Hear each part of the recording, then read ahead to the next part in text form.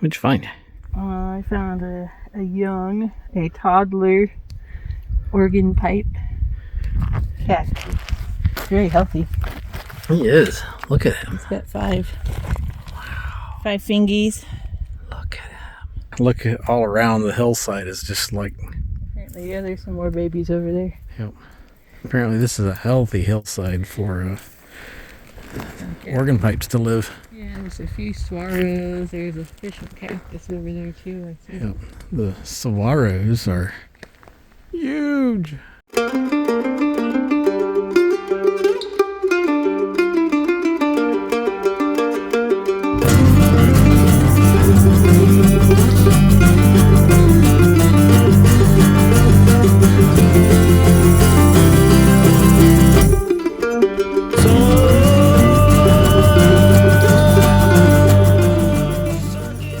In our last video, we were in Anza Borrego, where we had camped for 4 weeks.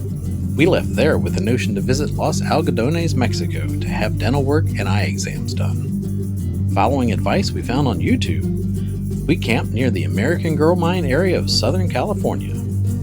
This is dispersed camping on BLM land, and it worked out great for us. Having completed our eye and teeth care in just a few days, it was time to head east. Next stop, Ajo, Arizona, one of our favorite places to stay in the winter months.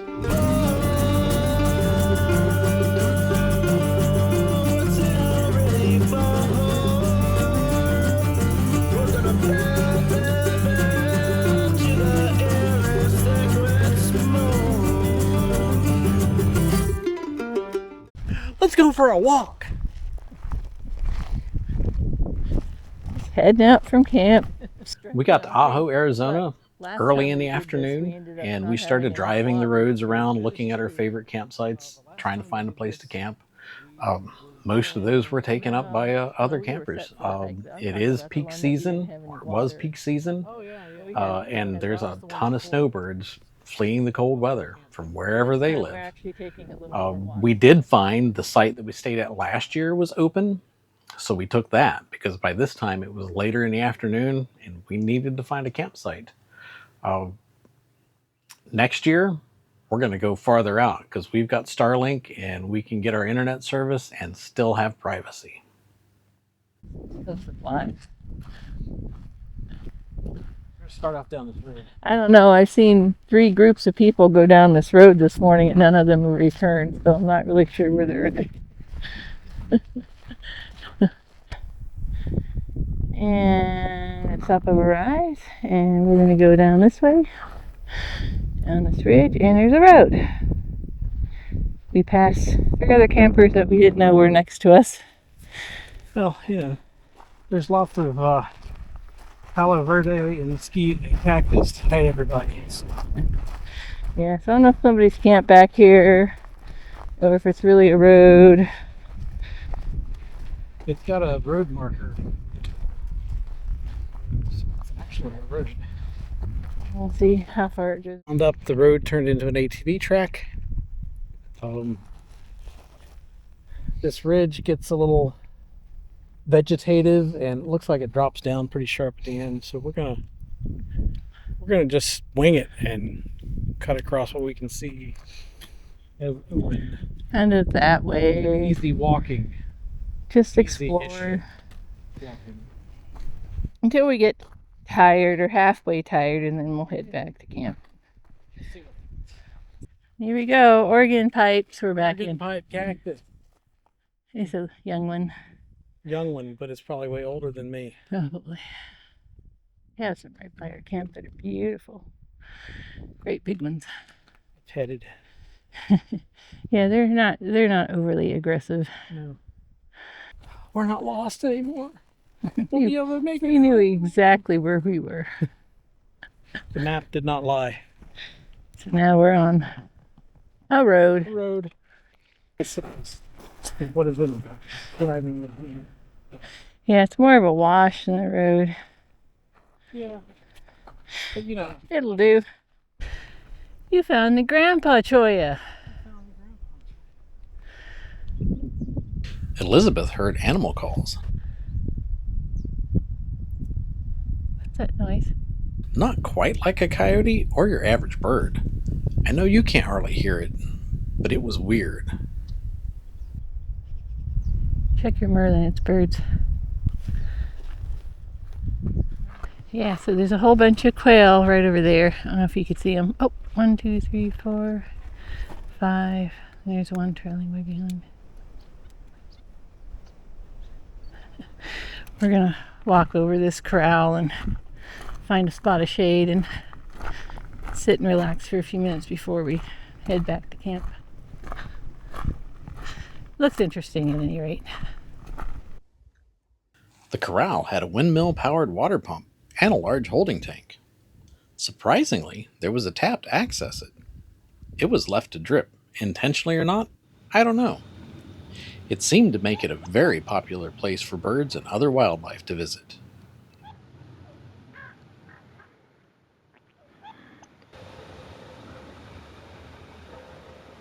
Look at him on the post. Like this Gila woodpecker. These guys nest in the saguaros and are only found in a very small area of Arizona and Mexico.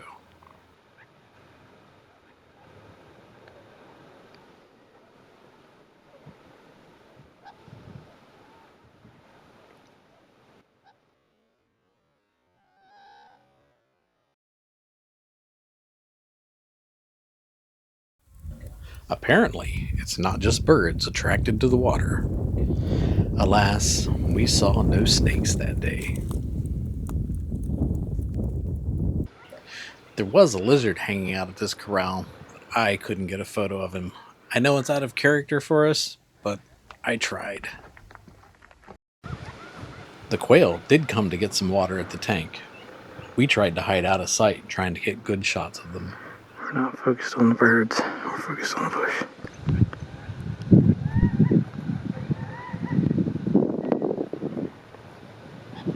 Don't move.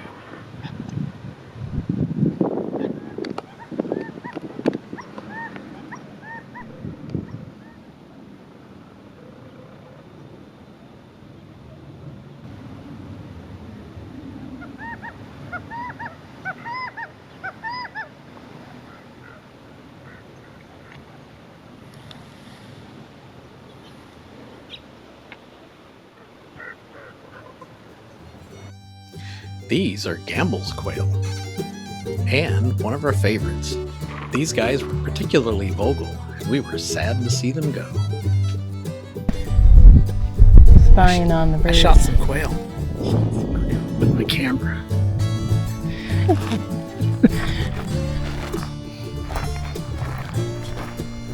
Now we're gonna see if we can find camp. It's over that way. I know I can see right where the hills are, where we are amongst the hills.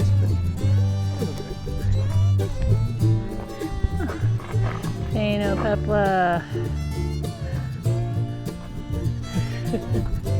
We made it to the road we're camped on. About another quarter mile or so. According to my watch, we've come just over 3 miles. Back at camp. Oh, one of our solar panels blew over. Every time. I know, it's like you're just waiting to flip over onto this rocks and scratch themselves and stuff. Okay. Our chairs have totally left the shade. Using solar to power our setup means we have to move our panels multiple times a day during the winter months. In the summer, the panels mounted on the camper are usually all we need. Let's see. What are the stats? It's 1 o'clock, and we went 3.48 miles, 115 feet up and 120 feet down. Dims the stats. We had a minimal camp setup while here thanks to the mild weather. We used just one side awning, the west side of the trailer, for sun. We did have one windy evening where we had to use our latest minimal galley awning. We'll show you more of how that works in a later video. We spent a couple of days exploring the many lonely roads by truck, during which we spied this beauty. It was one of 3 that appeared to be hunting among the saguaros. This is a Harris's hawk, and hunting in social groups is a known behavior.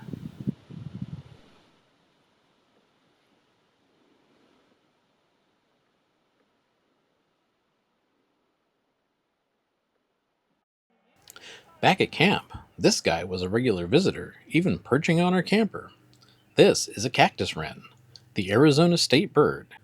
He seemed like a friendly little guy, but unfortunately, him and his kind are becoming increasingly rare due to habitat loss.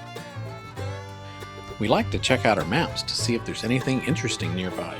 Elizabeth spotted a named rock formation on our Gaia map, so of course we had to go check it out for ourselves. I'm puffing like a locomotive.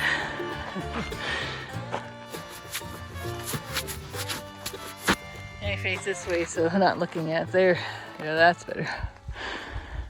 Locomotive Rock. I think it looks more like bunny ears. It does look more like bunny ears from this angle. Alright, we're gonna walk up to it. Bunny ear rock.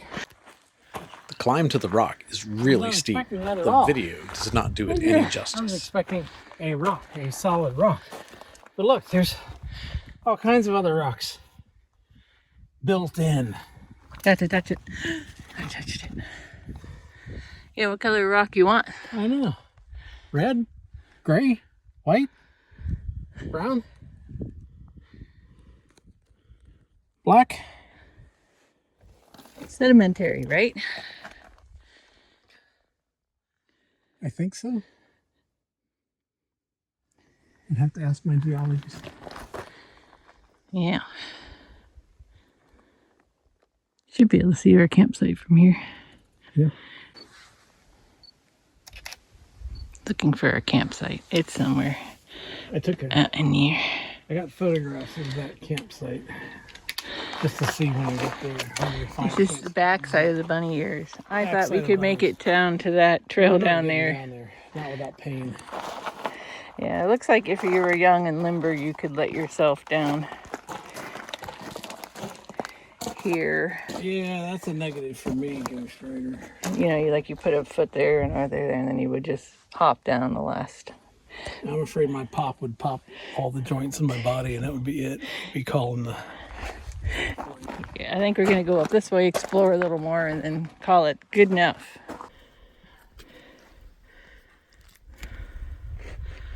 All I can hear is my locomotive breath. What? All I can hear is my locomotive breath.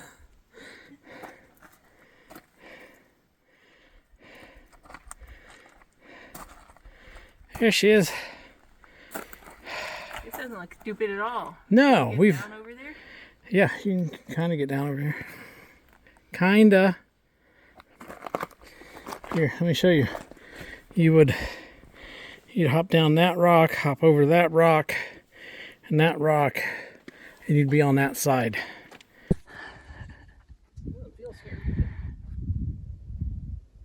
Yeah, so we decided to come down by a different method than the way we went up.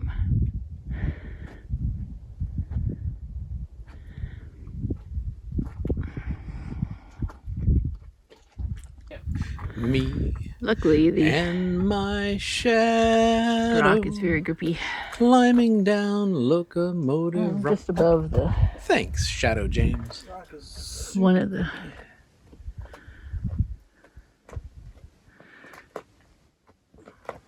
There's some really big rocks embedded in that rock up there. There are some really big rocks embedded. Good job. Now we just need to get down The rest of the way. down here. That was exciting. You climbed up Locomotive Rock I did. My camp shoes. in your camp shoes. The proper footwear.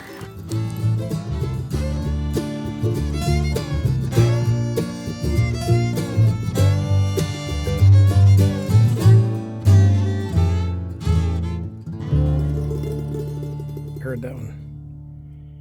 Sorry to interrupt your video. There's just something I wanted to say. Don't judge me, but when I was a child and elementary school and middle school, I love math class and I love story problems. So I know that puts me in the minority, but what I found is that there's a lot of real life reasons for story problems, because basically life is nothing but a story problem. So I know it's a whole thing. So anyways, so here's a story problem for you. Elizabeth is wandering through the desert near American Girl Mine. She comes across a well casing that is sticking up out of the ground. So she does what any normal person would do. She picks up a rock and she drops it into the well. Then she listens for how long it takes for that rock to hit the bottom. Do it again. I don't know how deep it is.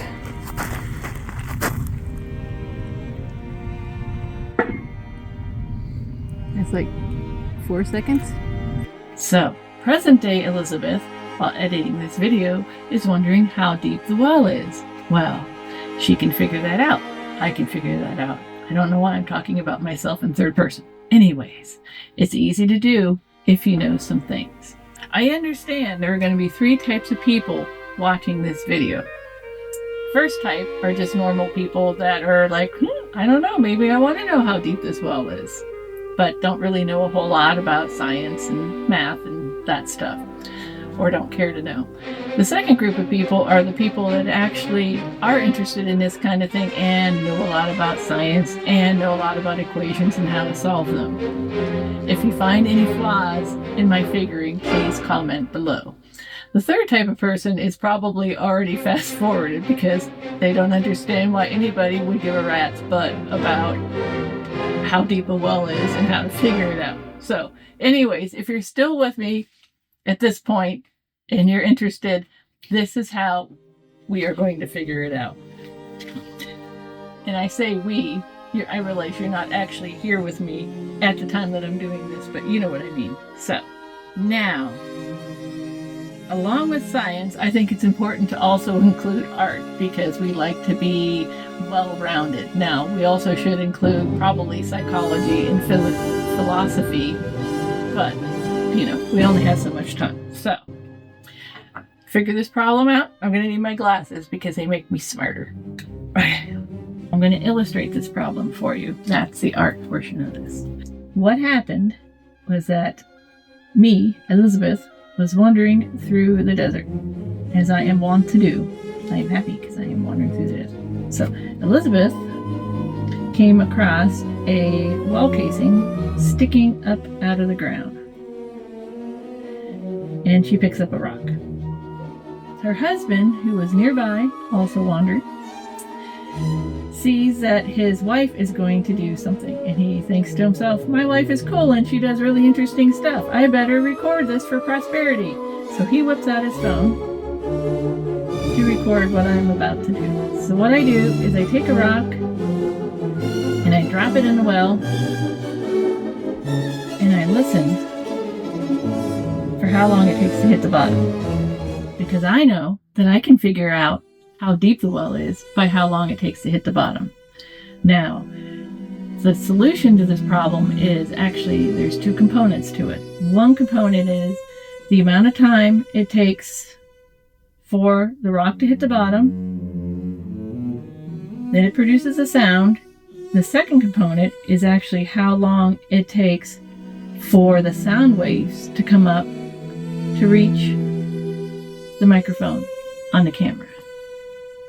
So what we know is that what we heard from the time that the rock left my hand until we heard the kaplunk was actually those things added together. The time it took for the rock to fall to the bottom and for the time it took for the sound waves to reach our ears or to reach the microphone.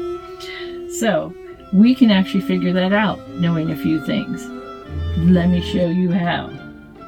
Using math and science. There are 3 things that we know that are absolute at this point. The first one is the time that it took for us to hear when the rock hit. Now, the reason we know this is because it was on film and we were able to figure out the time markers. And that total time that we heard 4 seconds. was 1.97 seconds. The other thing we know is the constant value of the sound traveling through air. Now this is at 15 degrees Celsius and at sea level, which we're not quite there, but close enough at any rate. So the time it takes for sound to travel through the air is 343 meters per second. The third thing we know is gravity. Now we know that this was on Earth because American Girl Mine is on Earth, and we know that the gravitational constant is 9.81 meters per second squared. And this is because when something is falling through the air, the further it falls, the faster it goes because it's accelerating. So we know these three things. We also know equations. I know you're like, equations. Okay, but this is what's going to make this work. So the equations we're going to use. Now we know we are going to solve total time equals the time it takes for the rock to hit the bottom. We're going to call that T rock, plus the time it takes for the sound of the rock hitting the bottom to reach the microphone. That's T sound. Okay, so the first equation we're going to figure is for T rock. So equation that we can figure this out from is an equation that tells us the distance something falls over time, figuring in gravity. So this equation is distance equals 1/2 gravity times time squared. For us to solve the time for the rock to hit the bottom using this equation, we're going to have to reconfigure it. And to reconfigure it, we will have to put time rock will equal the square root 2 times distance divided by gravity. And that's just converting this equation into this equation. They actually are the same equation, just one is converted to the other. The second thing we're going to determine is the time that the sound took to go from the bottom of the well to the microphone. That equation is simply time equals distance divided by the speed of sound. So, distance divided by the speed of sound. So our third equation is simply T total equals T rock plus T sound. So T total equals T rock, which we know is the square root of 2D over G, plus T sound, so that's D divided by C. So this is our equation we're going to use to figure out the distance.